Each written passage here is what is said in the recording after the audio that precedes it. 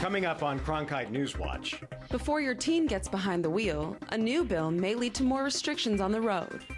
Plus, a fatal shooting last month causes one Arizona town's economy to suffer. She's 13 years old, and the book is very graphic. And parents question a junior high school's choice in literature. In-depth, insightful, innovative. Cronkite NewsWatch starts right now. Good evening, and welcome to Cronkite NewsWatch. I'm Zara Tallier. And I'm Shane Dwyer. Thanks for joining us this evening. Some fireworks today at the state capitol as lawmakers fight it out on the House floor over a bill. Some say it would define religious freedom, but others say it would allow discrimination. The debate has been going on for more than 2 hours now. Here's just a taste of some of the debate on the House floor. We are trying to make sure that the government is not going after people's religious freedoms. And this amendment directly reveals government trying to define what people's religious beliefs should be. This bill, without this amendment, without any of these amendments, is going to protect or going to hurt a certain class of people. We know who it is, the LGBT community, especially in these certain cities where they have protected status. That is going to be the bottom line, the end result of this bill if it passes without any of these amendments, which is going to happen, it looks like. And so, again, we're heading down a very dangerous road. But what is really at the heart of this religious freedom bill? Cronkite News reporter Sophia Solis is tracking the latest in the broadcast center. Both the House and the Senate are looking at passing identical versions of the bill. Supporters of HB 2153 say it aims to clear up the definition of religious liberty, especially when it comes to Arizona's employers, employees, and even customers. Laura Rother is owner of Heavenly Pastries and Cakes. She's been the owner of her Phoenix bakery for the last 8 years, and she says she owes a lot of it to her faith. With this bakery, I prayed, every time I thought, I'll just give up. It's just too much. Something would come along. So it's just another way of God saying, here. HB 2153, the Religious Freedom Restoration Act, is targeted at businesses like Laura's. The bill would leave it up to each individual business owner to decide who they work with. Advocates argue that business owners should not forfeit their religious beliefs during business hours. But this bill has already caused some controversy. A lot of what is happening is it's fear-mongering, to be honest. It's just a distraction from what the bill truly is, which is to ensure that in America people are free to live and work according to their faith. However, opponents of the bill, like the Secular Coalition of Arizona, say that the state is choosing religious liberty over civil rights, ignoring the needs of groups like the LGBT community. This bill says basically, well, they're not covered under discrimination laws, so we're going to go ahead and say under our religious liberties, it doesn't matter if we discriminate against you because it's not technically discrimination. For Rother, she says it won't affect her one way or the other. I'm not going to say, you're not welcomed into my store, you're not welcomed around me because of who you are or what you believe in. Groups like the Latino Caucus and LGBTQ groups are against the bill, calling it extremist and a threat to basic human rights. The House agreed to pass it and give it preliminary approval. Live in the broadcast center, Sophia Solis, Cronkite News. The Capitol was also bustling today with talk of education and the future of our Valley schools. Cronkite News reporter Megan Thompson is live in the media center with an overview of the bills heading through legislation. Megan? Yes, it was a jam-packed room at the Senate committee hearing. They even had to open up the hearing room next door to seat everyone. And with 11 education bills trying to make their way through, the day was full. Welcome, everyone. What a crowd. Coming out in full force, hearing firsthand what's going on in our education system. Unfortunately, there's a lot of misinformation out there regarding the standards. Many people sporting buttons like these to show off their support for higher education standards. And they wanted a front row seat to hear the bills hitting the floor today. One bill that got a lot of attention early was Senate Bill 1240. It says after retirement, an employee must wait 1 year before coming back to the workforce to avoid double dipping in benefits. However, Senator David Bradley disagreed, saying the need for good teachers makes this bill a non-issue. And we have a bill in pursuit of a problem. And it doesn't seem to be that dramatic of an issue. But it did pass, along with Senate Bill 1110, which would allow unused public school buildings to be bidded on by charter schools or private schools. And while it was contested, some in the room said it was good for the surrounding communities. You have cafeteria workers, you have maintenance workers, beyond the educated having teacher jobs. But the biggest debate, the issue with Common Core requirements, which would replace Ames testing. There are multiple bills addressing the issue, including Senate Bill 1388, which would give schools the option to come up with their own adopted assessment that must be approved by the school board. Also, 1395, which would allow schools to opt out of assessment requirements. And 1396, which allows schools to adopt a minimum amount of requirements for students that they will then have to submit to the school board for approval. Those who support Common Core say we need it. If Arizona's graduates are not prepared, our employers could be forced to look to other states to fill those needs. Now, all those Common Core bills were passed by the committee, even though the committee said they did contradict each other. Now, so many people wanted to make their voices heard, so they only got through 9 of the 11 bills slated for the day before they had to head to the floor. Live in the Media Center, Megan Thompson, Cronkite News. Arizona education and business leaders gathered outside of the Capitol to express their concern about education standards. They feel like the legislative bills introduced this session will move Arizona education backwards. Members of chambers of commerce and school administrators from across the country came out to support keeping Common Core standards in Imagine being schools. stranded. They say the Common Core will better prepare students for college and jobs after graduation. They feel these standards will move education in Arizona in the right direction. The net result of this will be a lot more Arizona students graduating ready to be economically independent. Despite their concerns, SB 1310, which prohibits the State Board of Education from implementing the Common Core standards, passed the education meeting today. The learning curve for new drivers can be steep. In fact, teenagers have the highest risk of crashing in their first year driving.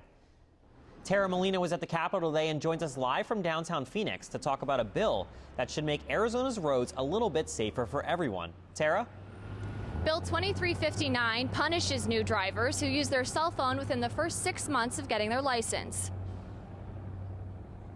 The Transportation Committee unanimously passed House Bill 2359 today. The bill prevents newly licensed drivers and those with just a learner's permit from using a cell phone while driving. Teens caught texting or talking will have to keep their cell phones off for an additional 6 months, and repeat offenders would face a fine. We didn't have this problem 10 or 15 years ago. We've got it now. It's growing. It's a safety concern. It's a deadly thing to text while you're driving. Representative Steele hopes that this bill will teach good driving habits, and eventually she'd like to see texting and driving completely banned in the state of Arizona. Live in downtown Phoenix, I'm Tara Molina, Cronkite News. For any parent, taking a newborn home from the hospital can be scary. But now, lawmakers are taking steps to try and make parents feel a lot safer. Reporter Brittany Thomason says House Bill 2491 would increase testing before children are released so they don't end up back in the hospital. For Molly Wright, she thought everything was okay after giving birth, until something went wrong. When her son Mark started having trouble breathing, the hospital did a test they don't usually do on all newborns. And it showed Mark had a congenital heart disease. We thought he was healthy, and so it was very hard to hear that he would need multiple surgeries. But she is thankful doctors did further testing to catch the heart condition. They discovered that something was wrong because of the pulse ox test. The test that helped save Mark's life would now be required for all babies before they leave under the new bill. The American Heart Association says this test will save lives. You don't end up having those really sad situations where we lose a baby at home and they find out they had a critical defect that could have been caught using this test in the hospital. Another test that the bill supporters want is to test for immunodeficiency illness, also known as a SCIDS test, because this can be very dangerous for newborns as well. We're asking DHS to do is to do a cost-benefit analysis. The sponsor of the bill says these new tests are necessary if we are going to have healthy children being sent home from the hospital. We can start to either do surgery or address the issues when the baby is young. Ooh, whoa! Molly Wright was lucky. Mark is now 5 years old and running around and doing what most 5-year-olds do. She wants to make sure other mothers get to enjoy raising their child just as she does. There are a number of children with this condition who don't survive. Making it even more important to catch these diseases before it's too late. In Phoenix, Brittany Thomason, Cronkite News. Congenital heart disease is currently the leading cause of death for infants, and about 500 babies a year are born with the defect in Arizona. Not just issues dealing with humans are heard at the Capitol. There are two lawmakers who have a reputation for trying to push bills through that protect animals. Reporter Vivian Padilla takes a look at some of the new bills and talks with both lawmakers and supporters about why those bills are needed. 2 lawmakers, 5 bills, and it's all going to the animals. Legislators at the Capitol are hoping to strengthen animal protection rights this session. And that's captured the attention of the largest animal protection organization in the U.S. These are core values of a civil society. I mean, how we treat the most vulnerable says a lot about us as individuals and all of us collectively as a society. Senate Bill 1036 would add animal fighting to the list of racketeering crimes. Senate Bill 1037 would create a registry of animal abusers.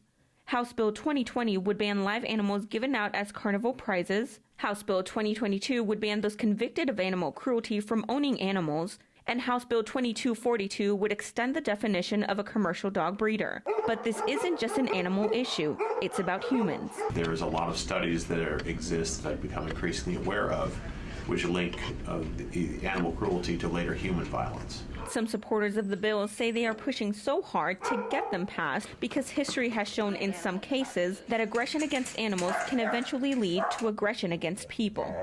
Animal cruelty is not just about the animals, it's a community safety issue. And both Senator Farley and Representative Kavanaugh have been 2 of the strongest supporters of animal rights legislation. No living creature should be harmed unnecessarily. For now, the legislators are pushing for their bills to be heard. In Phoenix, Vivian Padilla, Cronkite News.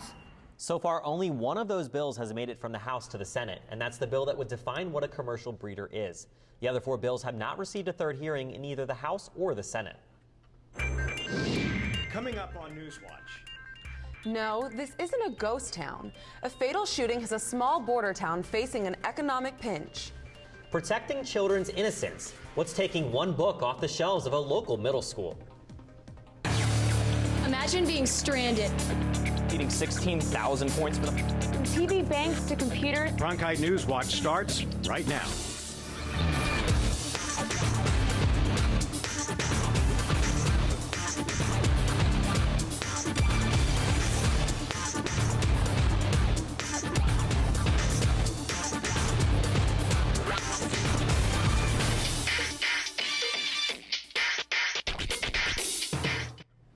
We all know violence along the border in Mexico has slowed tourism from the U.S.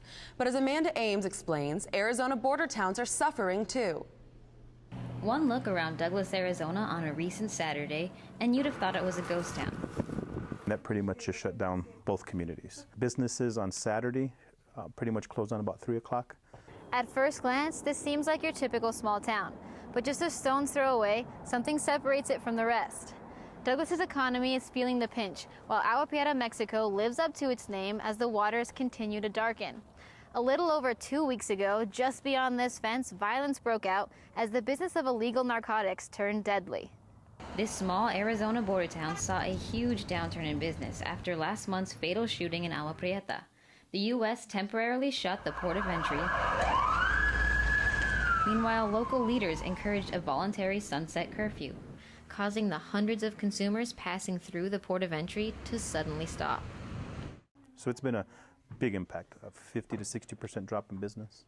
Local stores like Dollar General, who cater to these foreign consumers, are facing the brunt of this commercial standstill. I'm hoping the market goes back up. It's starting to slowly go back up. At first, there was nothing, only a few customers. Mayor Ortega is concerned with the fear still surrounding the town, but hopes reaching out to the neighboring communities will show that it was an isolated event and revive Douglas's usual flow of business. In Phoenix, Amanda Ames, Cronkite News. A book has been banned from a Valley Junior High School after having been on the shelves for 4 years. Reporter Kaylee Formicella takes us to Stapley Junior High. She's only in 7th grade, she's 13 years old, and the book is very graphic and it has a lot of inappropriate pictures in it too. So I was pretty shocked that she got this at school. The book Lauren Mitchell is referring to is Things I Have to Tell You by Betsy Franco. The book was banned from Stapley Junior High School after Mitchell complained not only about the book containing graphic details about drug use, but also sexual profanity. You send your kids to school and you just kind of assume that everything's going to be maybe PG rated, but you never think that they're going to bring something that is NC-17 home. What's interesting is that 3 copies of this book have been on the shelves at Stapley Junior High School since 2010 without any complaints, until now.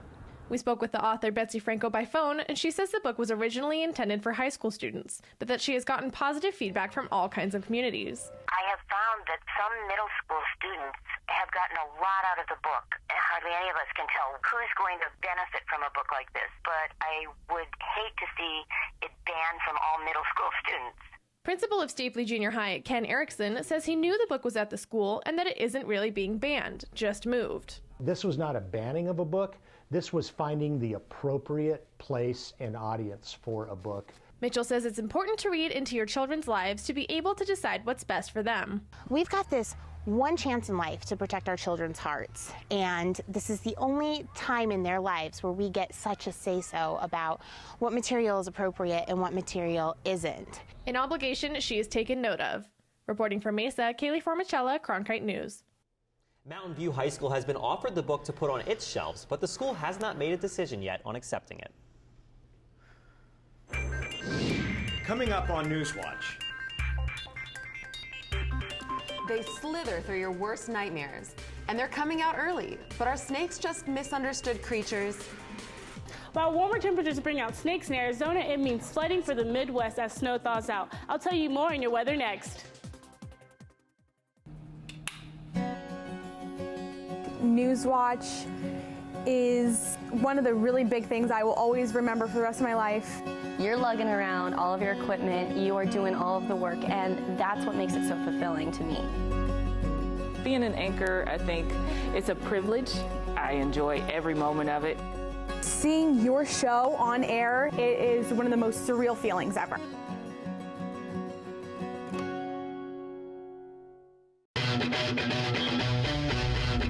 What if we could unlock every mystery? We're at the beginning of a revolution. That's a huge discovery. That's never been done before. Ever. Anywhere. Touchdown confirmed. No one feeds on curiosity like PBS. Give to your PBS station so future generations can keep asking, what if?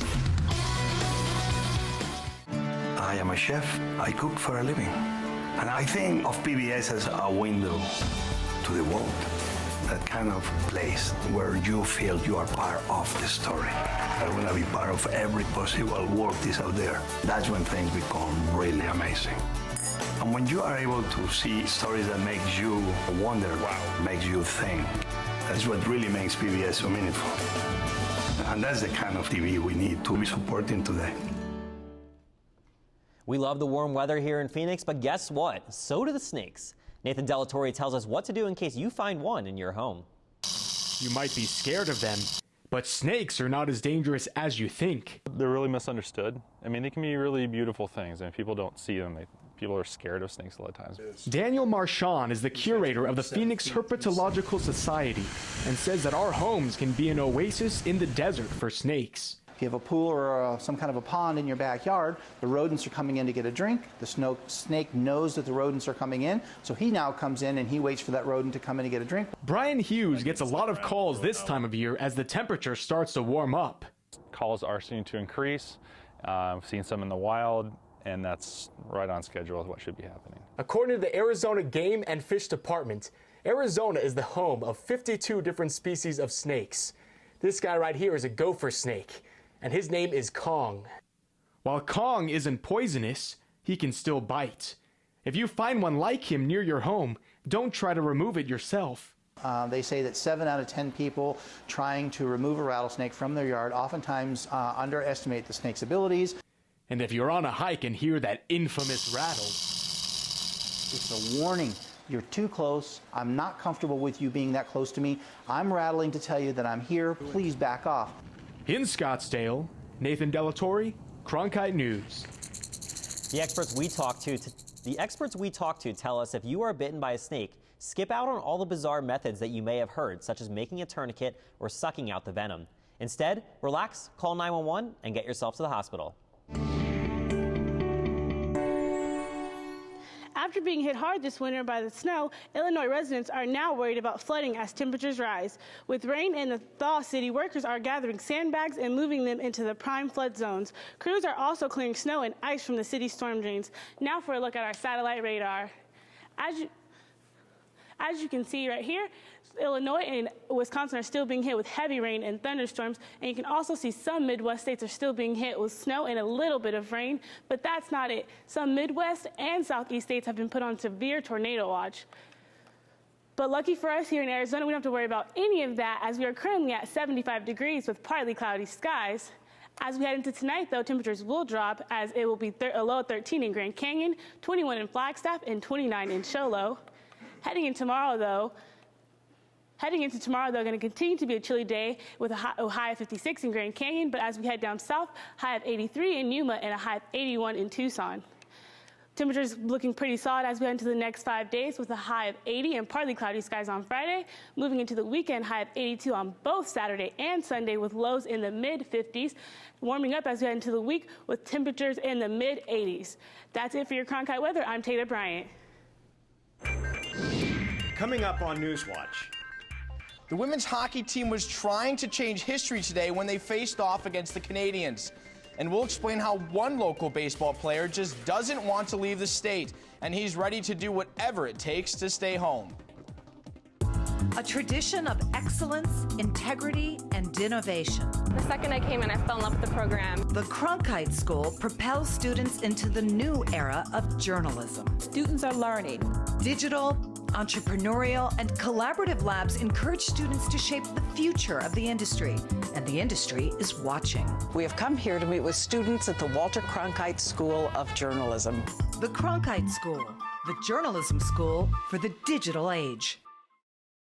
What if television could sweep us away to another time and place? Very nice, my lady.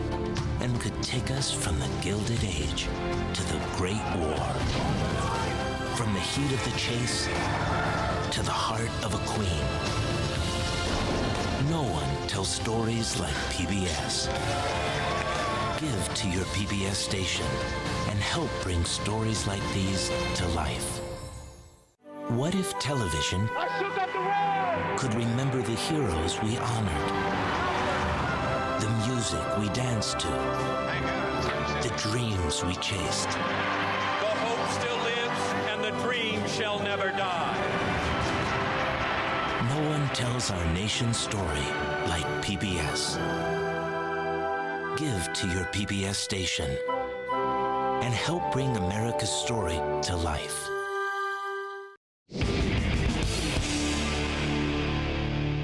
Get your tissues out because the Olympic Games are coming to an end this weekend. But before you do that, you might want to use a few now because Team USA watched a gold medal slip out of their reach. USA saw the tides begin to change in their favor, but only momentarily. Captain America watched her team go up 2-0 in the final 4 minutes of the game, but it all changed when USA hit the post on an empty net. Canada's finest came prepared, scoring 2 goals to force overtime, and then thanks to a power play goal by Marie-Philippe Poulin, the Canadians win the gold medal in back-to-back Olympics, and the Americans settle for the silver. But surprise, the American and Canadian clash on the ice is not over. The men's ice hockey semifinals continues tomorrow morning in a rematch of the 2010 gold medal game between USA and Canada. And while USA Hockey looks to make history again, Ted Ligety made his own miracle on the slopes, becoming the first American to win any medal in the men's giant slalom skiing event. Ligety captured the gold, carving his way through the Sochi snow, beating France by nearly half a second. He puts a new definition to Ligaty's split. And speaking of winners, back here in Phoenix, the Suns put on a show. Ish Smith, the Gerald Green, wow, Staples button, anybody? That was easy. Phoenix up by 7. But Boston wouldn't go away that easily. They swing it around to Kelly Olynyk, and he drains the trifecta, 88-86. But the Suns, they just wanted this one more. Channing Frye, woo, the dagger. The Suns go on to win 100-94. But not every basketball team in Arizona would have that kind of night. Less than a week after the double OT ASU-UA rivalry, both teams had a tough night. The Sun Devils lost by 9 to Colorado, and the Wildcats needed overtime to knock off the lowly Utah Utes. The good news, though, for Arizona sports fans is that it's nearly time for spring training. The Diamondbacks are trying to finalize their roster, but as Cronkite sports reporter Jeff Plass introduces us, there's one guy who wants to stay a stone's throw away from Chase Field. It's spring training for all of these Diamondbacks, but for Jake Barrett, it's also a homecoming. This is my home state, so this is where I've been pitching basically all my life.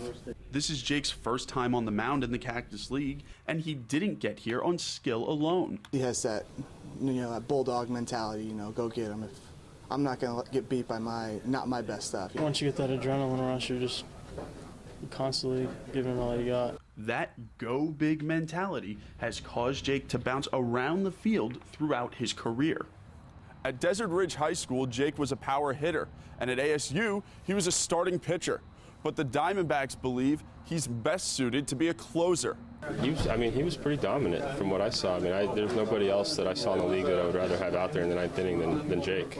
And thanks to one-team closers like Mariano Rivera, Jake could stay in Arizona permanently. That would be awesome if I stayed in Arizona all my career. That'd be great, because that's where I'm from. If he makes the team, Jake won't only throw to home, but he can live there too. In Scottsdale, Jeff Platt, Cronkite Sports. The Diamondbacks spring training game starts Wednesday the 26th. And Barrett's just more than ready to show off his coaches that he's got a heck of a fireball. That's it for Cronkite NewsWatch tonight. Thanks for joining us. Have a great evening.